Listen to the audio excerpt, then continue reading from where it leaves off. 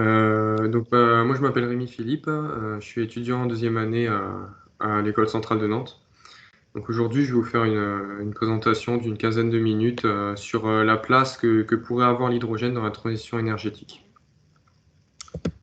Je vais essayer d'avoir une approche assez ingénieure, axée innovation, tout en donnant des ordres de grandeur pour que tout le monde puisse se rendre compte de quoi on parle. Justement, de quoi on parle à propos de la transition énergétique. Déjà, il y a l'accord de Paris qui date donc de la COP 21 en 2015, qui cherche à limiter le réchauffement global en deçà de 2 degrés et si possible en deçà de 1,5 degré. On a aussi en France la stratégie nationale bas carbone qui vise la neutralité carbone en 2050.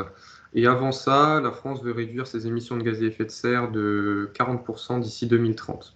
C'est ce que vous voyez sur le graphe à droite. La neutralité carbone en 2050, ça signifie que tous les gaz à effet de serre émis par l'homme en France devront être compensés et absorbés par les puits de carbone nationaux, donc ce qui absorbe le carbone sur le territoire national. On a aussi accessoirement donc la fin de la vente de véhicules thermiques neufs en 2040 qui est programmée. Tout ça, ça crée un contexte assez contraignant. Les objectifs sont difficiles et sont difficiles à réaliser. Quand on regarde les émissions domestiques de gaz à effet de serre en France, on se rend compte en fait que les secteurs principaux donc, sont les transports, l'agriculture, le bâtiment et l'industrie. Donc c'est sur ces 4 secteurs-là que va se focaliser l'hydrogène, avec pour but justement dans chaque secteur de réduire les émissions de gaz à effet de serre et principalement de CO2. Tout d'abord, qu'est-ce que l'hydrogène? Ce qu'on appelle l'hydrogène, en fait, c'est du dihydrogène pour être exact. Donc, c'est 2 atomes d'hydrogène entre eux, H2. Et donc, l'hydrogène, il a l'avantage d'avoir une très grande densité massique. Donc, en fait, dans 1 kg d'hydrogène, vous avez à peu près l'équivalent énergétique de 2 litres d'essence. Par contre, l'inconvénient, c'est qu'il a donc une très faible densité volumique. Donc, en fait, l'énergie contenue dans 1 litre d'essence, ça correspond à l'énergie contenue dans 5000 litres d'hydrogène, à pression atmosphérique et température 15 degrés. On voit là qu'il est impératif de pouvoir réduire son volume pour le stocker, et ça va justement être une des difficultés de l'hydrogène. Alors l'hydrogène, il n'est pas présent à l'état naturel, ou très peu présent à l'état naturel sur Terre. Par contre, on le retrouve en abondance dans beaucoup de molécules, notamment l'eau, donc H2O, et tout ce qui est hydrocarbures. Un autre gros avantage de l'hydrogène, c'est que sa combustion n'émet pas de CO2. Donc ça va émettre que de l'eau. Par contre, il faut faire attention aux émissions liées à la production de l'hydrogène qui, eux, peuvent générer du CO2. Et enfin, c'est un gaz qui est hautement inflammable et qui est très volatile, qui pose certaines contraintes en matière de sécurité, qui sont à prendre en compte, bien évidemment. Alors, l'hydrogène en France et dans le monde, on parle de quelle quantité en fait? Donc la production mondiale, c'est 75 millions de tonnes, donc ça vous parle peut-être pas, mais peut-être que, en termes de répartition, donc c'est réparti à peu près uniformément États-Unis et Chine autour de 15%. En Europe, c'est 12%. Donc la France, 1,2% de la production mondiale d'hydrogène. L'hydrogène, pour sa production, il peut utiliser des hydrocarbures, et il en utilise énormément finalement. Donc c'est quand même 6% du gaz naturel mondial et 2% du charbon mondial, ce qui est clairement pas négligeable. Et qui dit énergie fossile dit émissions de CO2. 830 millions de tonnes de CO2 émises par an dans le monde. Ça correspond aux émissions annuelles cumulées du Royaume-Uni et de l'Indonésie, ou alors environ des émissions du transport aérien mondial. Pareil, c'est pas négligeable comme émission de CO2. L'idée, ça va être de réduire déjà ces émissions. Et ça représente d'ailleurs en France 3% des émissions de gaz à effet de serre. Donc la première méthode de production d'hydrogène, la plus courante et la moins chère, c'est le vaporoformage du gaz naturel, donc du méthane, puisque le méthane compose en grande partie le gaz naturel. Donc ça s'appelle Steam Methane Reforming en anglais, c'est plus connu sous ce nom. Et ça va consister en fait à injecter de la vapeur d'eau à très haute température dans du gaz naturel pour fracturer la molécule de méthane. Donc pour produire le méthane CH4, pour produire de l'hydrogène et accessoirement du CO2. Ensuite, Une autre méthode de production qui est l'oxydation partielle des hydrocarbures. Ça fonctionne à peu près pareil que le vaporoformage du gaz naturel, sauf qu'on va pouvoir l'utiliser sur des fractions plus lourdes du pétrole. On peut l'utiliser aussi sur du charbon et sur de la biomasse. À savoir que c'est moins rentable en général parce que les investissements, le capex en fait des installations pour produire l'hydrogène avec cette méthode sont plus importants. Mais ça peut être intéressant si c'est compensé par un prix plus faible de la charge, donc de la matière première que vous utilisez. Par exemple, en Chine, ils n'ont pas énormément de gaz naturel, mais ils ont beaucoup de charbon. Donc, ils le produisent à partir du charbon. Et la quasi-totalité de l'oxydation partielle dans le monde, en fait, est réalisée par la Chine pour produire de l'hydrogène. Ça a également un moins bon rendement de conversion que le vaporoformage. La dernière solution, la dernière technologie pour produire de l'hydrogène, c'est celle qui va le plus nous intéresser, c'est l'électrolyse de l'eau. Pourquoi elle nous intéresse? Donc en fait, l'électrolyse de l'eau, ça va consister, à partir d'électricité, à séparer les composants de la molécule d'eau. Donc à savoir la molécule d'eau H2O, donc séparer le dihydrogène du dioxygène. On va produire de la chaleur également. Donc comme vous voyez sur le schéma à droite, on va avoir de l'électricité qui circule, qui va jusqu'aux électrodes, des réactions d'oxydoréduction qui vont produire les deux gaz. L'oxygène, on ne l'utilise pas forcément. Nous, ce qui nous intéresse, c'est de récupérer l'hydrogène. C'est une réaction qui n'émet pas de CO2, contrairement à ce qu'on a vu précédemment avec les combustibles fossiles. Il faut en revanche faire attention aux émissions engendrées par la production d'électricité. Si on a une électricité majoritairement faite avec du charbon, de la lignite, on va produire énormément de CO2 et le bilan pourra être moins bon. Voilà, donc ensuite, en termes d'ordre de grandeur, pour produire 1 kg d'hydrogène, 1 kg d'hydrogène, ça permet de faire 100 km en voiture à hydrogène. Il faut 60 kWh électriques. Ça correspond à peu près à la consommation électrique d'un foyer français pendant 4-5 jours. Donc c'est quand même pas négligeable, il faut beaucoup d'électricité pour produire de l'hydrogène et ça sera quelque chose à prendre en compte si jamais on veut développer énormément l'électrolyse comme méthode de production de l'hydrogène. Et étant donné que c'est produit grâce à de l'électricité, le prix de l'hydrogène produit va être fortement dépendant du prix de l'électricité, ce qui peut être aussi une problématique. Donc j'ai fait un petit tableau comparatif et récapitulatif des différentes technologies, à savoir que l'oxydation partielle ne va pas vraiment nous intéresser. En fait, on oppose plus souvent vaporoformage et électrolyse de l'eau. En termes de coût, pour le vaporoformage, on est entre 1 et 2 euros pour le kilo d'hydrogène produit. C'est 3 fois moins que par électrolyse de l'eau, et c'est bien là le problème de l'électrolyse de l'eau. Mais si on regarde les émissions de CO2 engendrées par la production, on voit qu'on produit 10 kg de CO2 à peu près par kilo d'hydrogène pour le vaporoformage, alors qu'on en produit seulement 3 avec le mix énergétique français. Si on était à 100% énergie renouvelable, ce serait entre 1 et 2. Donc ça, c'est très important en fait, parce que ce qui va nous intéresser pour la transition énergétique, de réduire les émissions de gaz à effet de serre, notamment de CO2, ça va être d'en produire le moins possible, ce qui est rendu possible par l'électrolyse de l'eau. Pour bien différencier la provenance de l'hydrogène, on a donné un code couleur à l'hydrogène. Donc ce qu'on appelle l'hydrogène gris, ça va être de l'hydrogène produit à partir de combustibles fossiles. L'hydrogène bleu, c'est pareil, sauf qu'on va récupérer, on va faire du CCSU. Donc c'est Carbon Capture, Storage and Utilization. Donc on va capter le CO2 produit, on va le séquestrer, on va pouvoir l'enfouir dans le sol, dans des cavités géologiques souterraines. On va pouvoir le réutiliser dans d'autres procédés, mais ça va être du carbone, du CO2 qui ne va pas être émis dans l'atmosphère.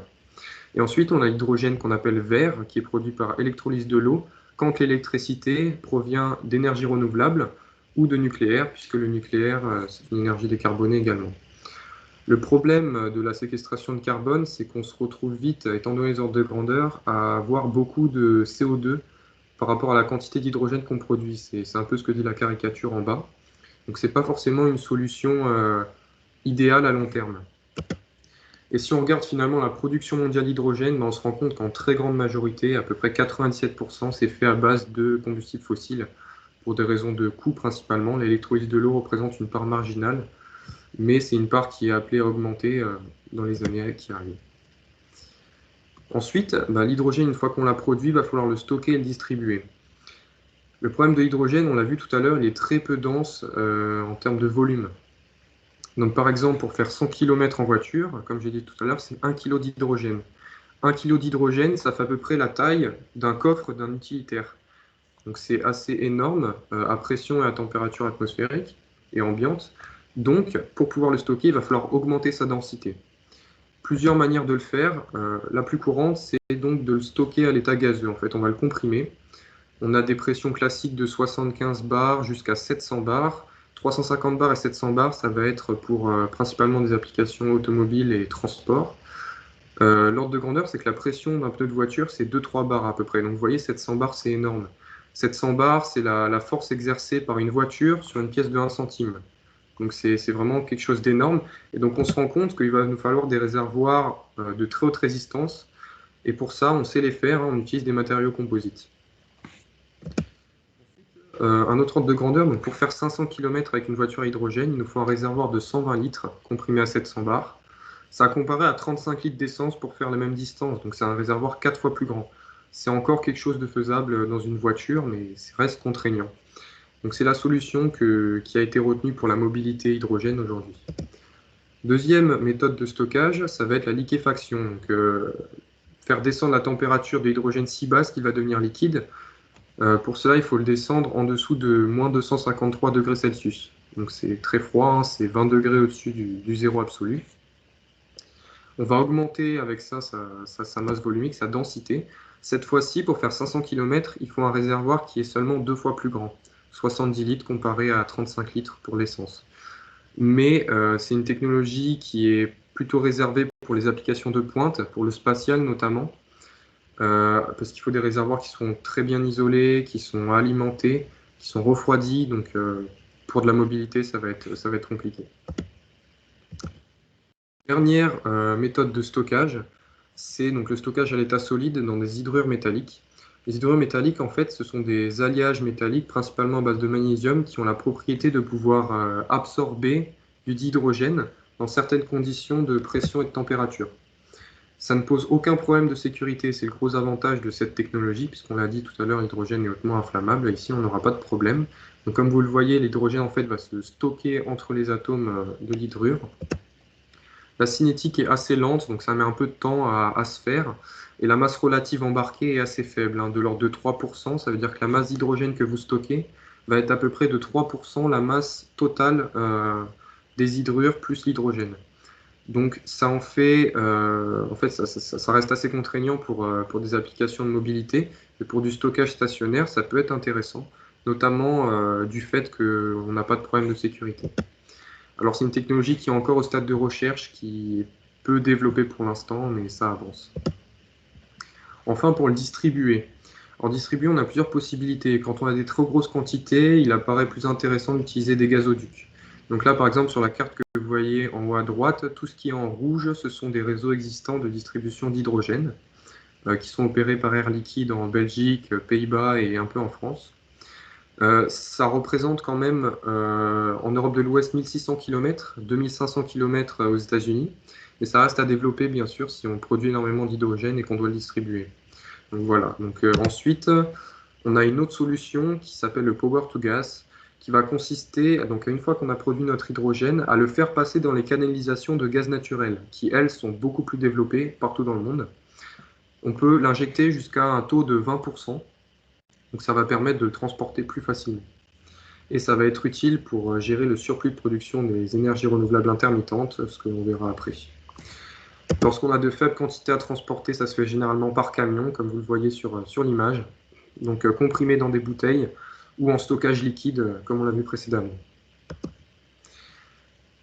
On a une autre manière de pouvoir transporter l'hydrogène qui est assez astucieuse. En fait, au lieu de transporter l'hydrogène lui-même, on va le transformer en une autre molécule qui est plus facilement transportable. Ça peut se faire avec l'ammoniac, ça peut se faire principalement avec le méthane.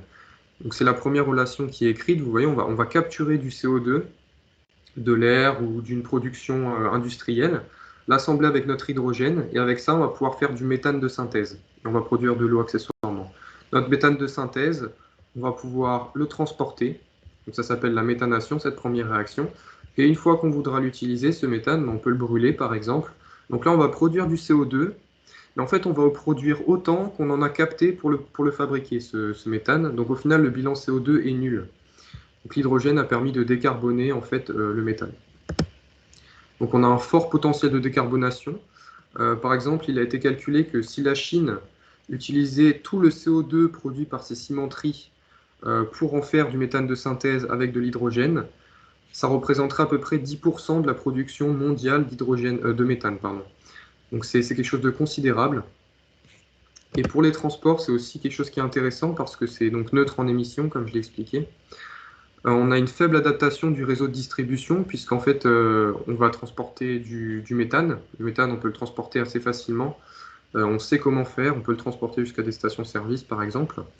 Et on a une faible adaptation de l'architecture des moteurs de nos voitures, puisqu'un moteur à méthane, c'est plus ou moins un moteur à essence, avec peu de différence. C'est quelque chose qui est intéressant. On le verra tout à l'heure comparé à une solution totalement hydrogène. Les applications de l'hydrogène dans le monde, c'est principalement la synthèse de l'ammoniac, qui va servir l'ammoniac ensuite à produire des engrais. On a ensuite le raffinage du pétrole, donc qui sert à désulfurer le pétrole et à le purifier. On a également la synthèse du méthanol. Ça représente la grande partie des applications d'hydrogène dans le monde. On a d'autres applications comme la sidérurgie qui va servir, donc l'hydrogène va servir à la réduction du minerai de fer.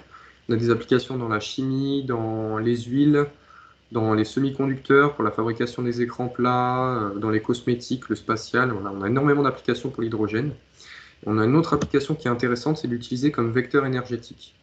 Un vecteur énergétique, c'est comme l'électricité ou l'hydrogène, c'est quelque chose qui ne contient pas vraiment de l'énergie intrinsèquement, mais qui va permettre de la transporter en fait. L'hydrogène, on va utiliser l'électricité pour le produire, et à la fin, il va restituer l'électricité, qui permet en fait de stocker de l'électricité indirectement. C'est ça qui est intéressant. Pour ce faire, donc j'ai dit qu'à partir de l'hydrogène, on pouvait faire de l'électricité. En fait, ça va consister à la réaction de la pile à combustible. La pile à combustible, grosso modo, c'est l'inverse de l'électrolyse de l'eau qu'on a vu tout à l'heure. On va prendre de l'hydrogène et de l'oxygène. L'oxygène, on va le prendre dans l'air. On va les combiner. Ça va nous produire de l'électricité, de l'eau et de la chaleur. Ce qui nous intéresse, bien évidemment, ici, c'est l'électricité. Le rendement est autour de 60%. Il est en train de s'améliorer. Il y a plusieurs technologies en concurrence et des technologies très prometteuses. Ensuite, on entend souvent parler pour les piles à combustible du problème du platine. Alors effectivement, pour pouvoir faire ces réactions, il faut un catalyseur en platine. Le platine, ça coûte cher, mais si on regarde, en fait, pour produire une voiture avec un moteur de 100 chevaux, une voiture à hydrogène, il faut 15 grammes de platine, ce qui au cours actuel fait plus ou moins 400 €. Alors certes, c'est cher, mais à l'échelle du prix d'une voiture, ça reste correct. Ça a comparé aussi aux 3 grammes qui sont contenus dans le pot catalytique de vos voitures. Donc on en a 5 fois plus, mais quand même, il y en a beaucoup dans les pots catalytiques. Et l'avantage dans les piles à combustible, c'est que le platine est très facile à recycler, et plus difficile à recycler dans les pots que dans les pots, enfin, il est plus difficile à recycler dans les pots catalytiques. Et donc, ça nous fait penser, et ça fait penser les industriels, les experts du secteur, qu'il n'y aura pas de problème d'approvisionnement à moyen terme. À plus long terme, on va avoir probablement d'autres catalyseurs qui vont se développer, des catalyseurs enzymatiques avec du graphite, on parle de tout ça. Donc l'avantage également, c'est qu'on n'avait aucune émission de CO2 liée à l'utilisation de l'hydrogène ici. Ensuite, je vais faire un petit zoom sur le stockage des excédents des énergies renouvelables intermittentes. Alors, qu'est-ce que ça veut dire? En fait, les énergies renouvelables sont amenées à être de plus en plus utilisées pour produire de l'électricité. Le problème des énergies renouvelables intermittentes, donc notamment l'éolien et le solaire, c'est qu'elles ne produisent pas tout le temps et on ne peut pas forcément prédire quand elles vont produire. Peut-être qu'un jour, vous aurez beaucoup de vent et beaucoup de soleil, vous allez avoir un pic de production, et la nuit qui suit, forcément pas de soleil, pas de vent, vous produisez beaucoup moins. Le problème, c'est que les gens ils vont vouloir allumer leur chauffage le soir, et si les énergies renouvelables ne produisent pas, on risque d'avoir un problème d'approvisionnement d'électricité. Pour ça, pour lisser cette courbe, on va pouvoir produire de l'hydrogène quand on a un surplus d'électricité renouvelable, grâce à l'électrolyse de l'eau. Cet hydrogène, on va pouvoir le stocker comme on a vu précédemment, l'utiliser dans les méthanations pour fabriquer du méthane de synthèse. Et ensuite, on va pouvoir reproduire de l'électricité quand on en a besoin avec cet hydrogène qu'on a stocké ou en brûlant le gaz qu'on a fabriqué. Et ça va permettre en fait d'équilibrer les courbes. Le rendement, certes, donc de passer d'électricité à hydrogène à électricité autour de 30%, c'est pas terrible comparé à des batteries qui font 70%, mais ça peut être utile pour récupérer cette électricité qui est aujourd'hui perdue en fait. Le surplus des énergies renouvelables est perdu. Donc c'est quelque chose qui va être relativement intéressant. Le problème, c'est que l'hydrogène, il demeure pour l'instant 3 fois plus cher que le gaz naturel, et donc on a des problèmes de rentabilité financière sur ce genre de technologie. Une autre application de l'hydrogène dont on entend énormément parler, c'est la mobilité. La mobilité, en fait, on va utiliser des piles à combustible, donc comme j'ai expliqué précédemment. En fait, quand on y réfléchit et quand on compare les ordres de grandeur et les besoins de la mobilité, on se rend compte que ça va plutôt être adapté pour la mobilité lourde, les flottes captives. Donc, la mobilité lourde, ça va être le train, le bateau, les poids lourds, l'avion éventuellement.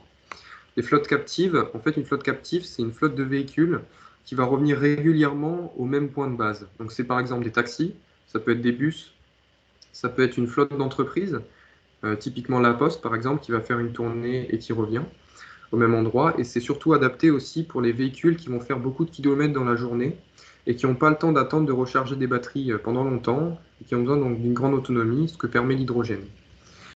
En fait, l'hydrogène, pour les transports, il peut permettre d'avoir l'autonomie et le temps de ravitaillement du thermique. Donc typiquement, en 500-600 km, on fait le plein d'hydrogène en 5 minutes. Et on a aussi l'agrément et le silence d'un véhicule électrique. On a le couple qui est disponible immédiatement. Et on n'a pas d'émissions de CO2 en roulage. On produit uniquement de l'eau. Ça paraît merveilleux comme solution comme ça. Il ne faut pas oublier que l'hydrogène, il faut le produire et il faut surtout le distribuer. Et donc c'est le problème principal, c'est qu'on a besoin de stations à hydrogène. Une station à hydrogène, ça coûte cher. Si on produit localement de l'hydrogène, donc on imagine une station avec un panneau solaire, un électrolyseur, on produit l'hydrogène, on remplit nos voitures avec, c'est 5 millions d'euros. On peut voir ça différemment, faire une production centralisée avec des gros investissements, un gros électrolyseur, beaucoup de panneaux solaires, beaucoup d'éoliennes. On produit beaucoup d'hydrogène qu'on envoie dans plein de stations avec des pipelines ou des camions.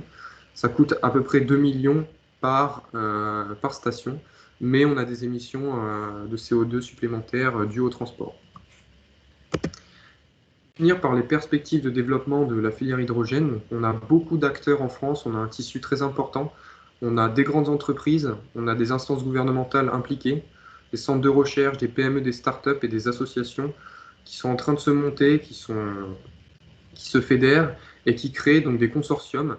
En France, on a France Hydrogène, en Europe, on a Hydrogen Europe, et dans le monde, maintenant, on a le Hydrogen Council qui va permettre, en fait, c'est en quelque sorte des lobbies de l'hydrogène qui vont permettre voilà, de fédérer tous les acteurs, d'aller dans la même direction et d'avoir quelque chose de plus sérieux qui tient la route et qui est crédible. Donc je reviendrai sur cette slide si vous voulez voir discuter de certains industriels. Ensuite, au niveau des plans d'investissement qui ont été donc, consentis par les États, ça a énormément changé d'échelle. En fait, en 2018, en France, le plan annonçait 100 millions d'euros par an.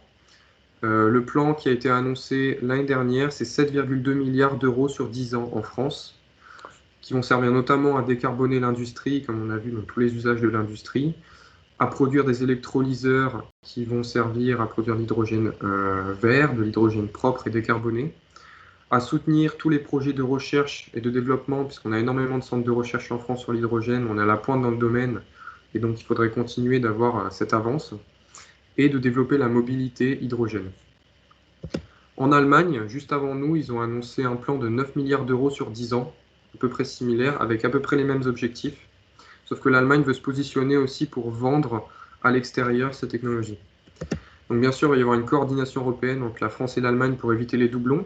Et l'idée à terme, c'est éventuellement de créer un Airbus de l'hydrogène, comme ça a été fait pour l'Airbus des batteries. L'idée, c'est d'avoir un conglomérat, un consortium qui soit suffisamment puissant pour rivaliser avec les grandes entreprises chinoises ou américaines qui vont voir le jour pour l'hydrogène. Et donc de se rassembler, de fédérer les connaissances pour développer ce marché. Donc finalement, quelle place pour l'hydrogène dans la transition énergétique? Alors, on a vu qu'on peut le produire de différentes façons, à partir des fossiles, à partir du renouvelable, du nucléaire avec l'électrolyse, et on peut l'utiliser dans vraiment beaucoup de secteurs, dans l'industrie, dans le bâtiment, dans les transports, on a les piles à combustible, on peut le brûler directement dans des moteurs, on peut aussi faire de la cogénération, donc quand on produit de la chaleur en plus, ça peut servir pour le résidentiel, ça peut servir pour énormément de choses. Donc c'est un gaz qui a vraiment des applications plurielles, et donc bien sûr, on aura besoin d'investissements pour accompagner au début la filière, pour l'aider à se lancer, faire baisser les coûts par effet d'échelle. La stratégie actuellement affichée, c'est de d'abord produire de l'hydrogène bleu, donc avec captation du CO2. Ça permettra de réduire les prix plus rapidement et d'être compétitif plus rapidement, puis de se diriger vers l'hydrogène vert, qui va vraiment permettre d'avoir de l'hydrogène décarboné et de décarboner assez massivement l'économie. C'est un secteur qui est en forte croissance. D'après Morgan Stanley, dans les 30 prochaines années, ce sera plus 1800% de croissance en fait, de prix du marché de l'hydrogène pour atteindre 2500 milliards de dollars en 2050. Il prévoit qu'on aura un hydrogène inférieur à 1 dollar le kilo à la pompe, ce qui est très faible, ce qui est moins cher que ce qu'on fait de mieux, ce qu'on fait de moins cher avec le vaporoformage aujourd'hui. Alors, l'atout également de l'hydrogène bas carbone, c'est qu'il permet de réduire les émissions les plus difficiles à réduire. C'est Bloomberg qui le dit, il peut aider à réduire le tiers le plus difficile des émissions mondiales de gaz à effet de serre d'ici 2050. Comme on a vu au début, les objectifs, ils sont difficiles à tenir. C'est un vrai challenge. Donc il faut réduire vraiment partout. Partout où on peut grappiller du CO2, qui peut empêcher d'être émis, il faut le faire. Et c'est un avantage de l'hydrogène, c'est qu'on peut aller chercher une réduction d'émissions de CO2 là où c'est difficile à faire avec d'autres méthodes. Cependant, et je tiens à le préciser, il faut faire attention à l'effet rebond. L'effet rebond, c'est quand on a une technologie qui devient moins chère, qui émet moins, tout le monde va se mettre à l'utiliser énormément et finalement l'émission totale va être plus élevée. Voilà, il faut se rappeler que la meilleure énergie, c'est celle qu'on ne consomme pas.